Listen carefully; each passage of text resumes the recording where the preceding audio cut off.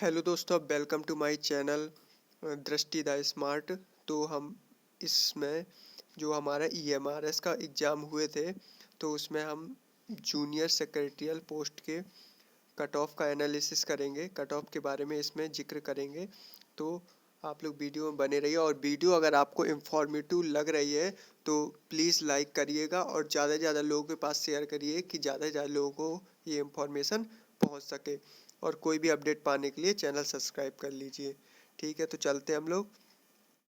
तो देखिए, इससे रिलेटेड हम लोग कई फैक्ट पे बात करेंगे। कट ऑफ क्या रह सकती है, इतने नंबर हैं तो आपको टाइपिंग की तैयारी करनी चाहिए।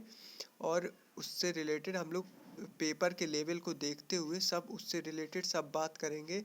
और टाइपिंग का क्या रोल हो सकता है, सब कुछ इसमें बात करेंगे। ठीक है, तो ये देखिए, पहली बात तो हमारी वैकेंसी कितनी थी, 759 वैकेंसी थी। ठीक है, टोटल। तो आप लोग देख सकते हो। और ये हमारा आपका एक एक डाउट क्लियर करेंगे और बाद में कट ऑफ भी बताएंगे कितनी है, कितना कट ऑफ जा सकता है। तो देखिए, हमारा जो एग्ज़ाम आपने देखा होगा, एग्ज़ाम लेवल जो हमारा ये 5 सेक्शन आए थे इसमें, तो हमारे रीजनिंग और मैथ लोग 18 से 20 नॉर्मली कर ले रहे हैं, है ना। 18 से 20 कर ले रहे हैं, और क्वांट में भी यही हाल है कि 18 से 20 कर रहे हैं सही सही क्वेश्चन। 18 से लोग 20 में 20 भी कर रहे हैं, क्योंकि इतना कठिन नहीं था। तो 18 से 20 तक लोग कर ले रहे हैं आसानी से। और ये हमारा, हम कंप्यूटर की बात करें तो यहाँ पर 8-9 लोगों के गलत हो जा रहे हैं, मतलब लगभग 8-9-6-7 टोटल, मतलब 21-22 नॉर्मली लोग सही कर रहे हैं, एवरेज लोग।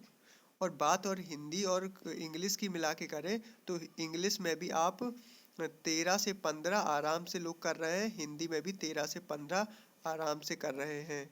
ठीक है, अगर बात करें तो एवरेज स्कोर देखें तो 30 में मान के चलिए 25, है ना। 30 में अगर 26 मान के चलें तो 26 लोग नॉर्मली कर रहे हैं। तो अगर हम लोग कम वाला लेके चलें तो 18 ये हो गया हमारा, ये हमारा इसका 26 ले लिया, और ये हमने इसका 21 ले लिया। और जनरल अबेस्ट में ज़्यादा नहीं कर पाए लोग, 10 से 12 एवरेज लोगों का जा रहा है, और जो ज़्यादा 15 तक कर पा रहे हैं उनका बहुत अच्छा है। तो मान के चलिए हम यहाँ पर 10 ले लेते हैं। ठीक है, तो हमारा 8-8 16, 16 17 6 23, 2 4 6 8 1 9, इतने क्वेश्चन अगर इस हिसाब से देखें तो राइट हो रहे हैं। ठीक है, और बाकी आपने जितने करे थे उसके उसका वो सब काटने के बाद आपके 90 से नीचे चला जाएगा स्कोर। वहाँ पर लग रहा था सब आ रहा है, लेकिन वहाँ पर आने के बाद बहुत से क्वेश्चन ऐसे भी गलत हो गए होंगे आप लोगों के, जो आप लोगों के बिल्कुल नॉर्मल क्वेश्चन थे। और बहुत सारे क्योंकि गोला भरने वाला था तो बहुत सारे क्वेश्चनों में गलत गोले भी भर गए। तो मेरे हिसाब से इतना एवरेज लोग कर रहे थे, तो उसी के आधार पर हम कट ऑफ की बात करेंगे। और दूसरी चीज़ क्या है हमारा, देख लीजिए कितना कैंडिडेट बुलाया जाएगा तो उसके आधार पर भी कट ऑफ बनेगी। तो हमारा ये मतलब 3 गुना कैंडिडेट बुलाया जाएगा। तो हमारा 757 वैकेंसी है, तो हमारा इसका 3 गुना करते हैं हम, इतना 2277 हमारे कैंडिडेट बुलाए जाएंगे। तो मान के चलिए 2277 कैंडिडेट बुलाए जाएंगे। ये हमारा 2500 तक भी हो सकता है। ठीक है, 2500 क्यों हो सकता है, क्योंकि लास्ट कट ऑफ के अधिकतर सभी कैंडिडेटों को ले लिया जाता है, तो ज़्यादा कैंडिडेट इससे होंगे कुछ।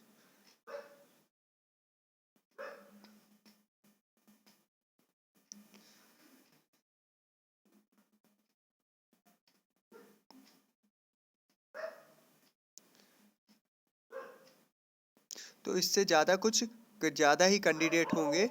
तो इस आधार पर मैं आपको बता रहा हूँ।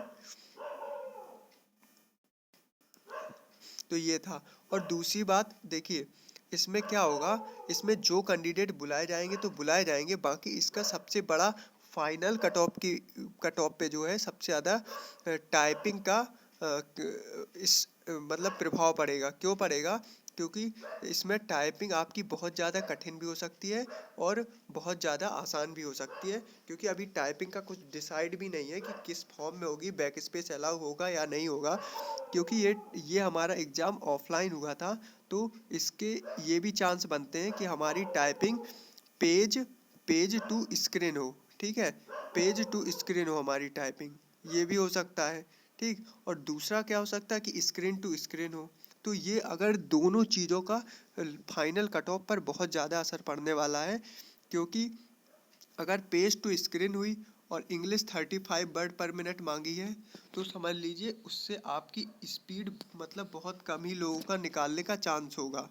और प्लस बैक स्पेस भी अलाउ नहीं किया और इन्होंने बिल्कुल सीआरपीएफ एससीएम वाला बना दिया, तो टाइपिंग में बहुत ज़्यादा दिक्कत होने वाली है।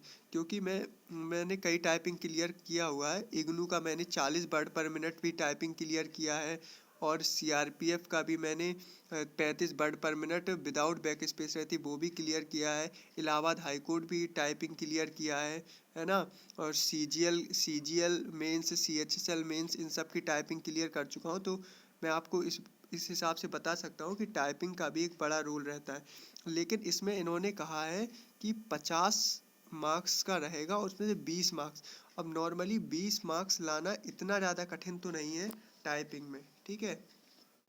लेकिन वो भी आपका किस चीज़ में मैटर करता है कि वो एक्यूरेसी कितनी मांगते हैं आपकी।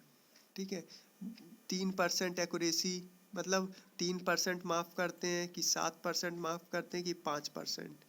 तो ये सब चीज़ों के आधार पर ही आपके फाइनल कट ऑफ डिसाइड होगी। अगर आपका नॉर्मल हो गया, जैसे हमारा अन्य टेस्टों में होता है कि सिंपल आपको 35 वर्ड पर मिनट निकालना है और बैक स्पेस भी अलाउ होगा, और 5 या 7% एरर माफ़ होगी। ठीक है, इतना अगर ऐसे हुआ तो आप लोग इजीली 20 मार्क्स ले आओगे। तो हमारी कट ऑफ जो हमारी टाइपिंग के पहले की कट ऑफ है उससे ज़्यादा बढ़ेगी। लेकिन अगर टाइपिंग हार्ड हो गई, ऑफलाइन हो गई, मतलब पेज टू स्क्रीन हो गई, या फिर और कोई बिना बैक स्पेस की हो गई, तो टाइपिंग हार्ड हो जाएगी, तो हमारी फाइनल कट ऑफ ज़्यादा नहीं बढ़ेगी। ठीक है, और दूसरा क्या होता है इसमें, एक जैसे हमारे इलाहाबाद हाई कोर्ट में टाइपिंग एक होती है 5 की स्ट्रोक के हिसाब से। ठीक है, इसका भी इफेक्ट पड़ता है। 5 की स्ट्रोक के हिसाब से 1 वर्ड काउंट होता है, और एक में होता है एक वर्ड बराबर, मतलब एक, जैसे ये वर्ड हमारा कंपोनेंट लिखा है तो एक वर्ड माना जाएगा। तो ये चाहे जितना हो, या फिर कंपोनेंट लिखा हो वो भी वर्ड माना जाएगा, ऑफ लिखा हो ये भी एक वर्ड माना जाएगा। तो इन दोनों में तो हमारा ये वाली टाइपिंग ज़्यादा कठिन पड़ जाती है।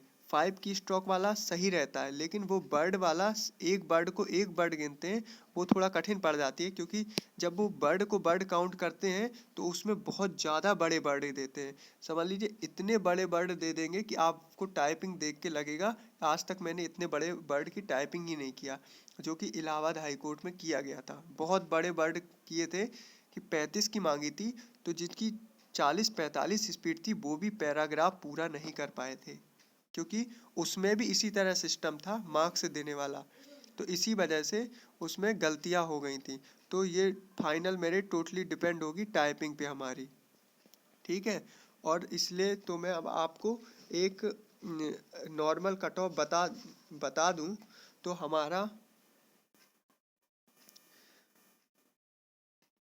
अगर आपके जनरल कैटेगरी से, यूआर कैटेगरी से, अगर आपके 85 टू 90 मार्क्स बन रहे हैं, मार्क्स बता रहा हूँ, क्वेश्चन नहीं बता रहा हूँ, इतने मार्क्स बन रहे हैं, तो आपको उसकी प्रिपरेशन करनी चाहिए। क्योंकि इसमें कोई नॉर्मलाइजेशन नहीं होगा। एक दिन एक शिफ्ट में एग्जाम हुआ था, वो दूसरे पेपर में होता है कि मार्क्स घट बढ़ जाते हैं, है ना, 10-10 मार्क्स बढ़ जाते हैं, 5-5 मार्क्स, उनसे बड़ा इफेक्ट पड़ता है। इसमें कुछ नहीं है। ओबीसी अगर आप 80 से 85 के बीच में है तो आपको टाइपिंग की प्रिपरेशन करनी चाहिए। ईडब्ल्यूएस अगर आपके ईडब्ल्यूएस भी इसी रेंज में 80 से 85 लगभग समान ही जाती है, थोड़ा आगे पीछे ईडब्ल्यूएस कम जा सकती है, बस ये हो सकता है। और एससी का अगर हम देखें तो एससी में अगर आपकी 76 से 80 के बीच में बनना है तो आप लोग टाइपिंग की तैयारी कर सकते हो। और अगर एसटी में आप 73 72 से लेके अगर आपके 76 बनना है तो आप टाइपिंग के लिए प्रिपरेशन कर सकते हो। और अगर आपके 90 प्लस मार्क्स है तो आप जहाँ तक सेफ हो, ठीक है, इस इसके लिए सेफ हो, टाइपिंग के लिए शॉर्ट लिस्टेड होने के लिए सेफ हो। क्योंकि पेपर आसान जरूर लग रहा था लेकिन जीएस ने बिल्कुल ही खेल पलट दिया। जीएस और कंप्यूटर हार्ड नहीं थी लेकिन कुछ कंप्यूटर में गलतियां हुई हैं, सभी से हुई हैं कंप्यूटर में, तो उसी वजह से थोड़ा कट ऑफ का यहाँ वहाँ हो रहा है। हम आपको 100 120 100 105 110 इसलिए नहीं बता रहे हैं क्योंकि वो इफेक्ट पड़ता है, मैं जानता हूँ वो चीज़, ठीक है। तो इतनी अगर आपके मार्क्स बन रहे हैं तो आपको टाइपिंग की तैयारी करनी चाहिए। और आप अपना कमेंट में ज़रूर बताएं, किसी को कट ऑफ ज़्यादा लग सकती है, किसी को कम लग सकती है, वो उनका देखने का नज़रिया है। मुझे मेरे बेस पे ये कट ऑफ जानी चाहिए। तो आप लोग कमेंट बताएं और वीडियो अच्छी लगी लाइक करिए, शेयर कीजिए। Okay, thank you.